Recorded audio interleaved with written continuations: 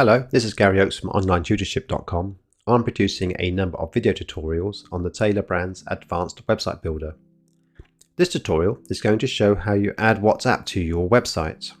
I've uploaded here one of the templated websites, and I'm going to add a WhatsApp button at the top right here.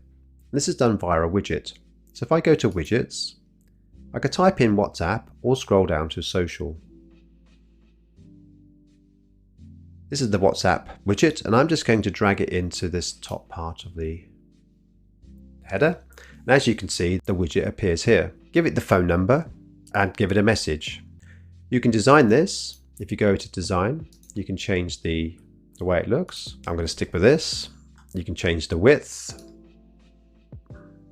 the height, and you can change the spacing. You can also have the button to float. What this means is that it will be fixed at a position on your website. Let me show you this. Let's now select floating. And as you can see, it appears at the bottom right here. That's because it's selected at bottom right, but I can have it at the top right, top left, the bottom left. It also looks very large at this time, so I can change the height of it and the width. Let's have it at the bottom right.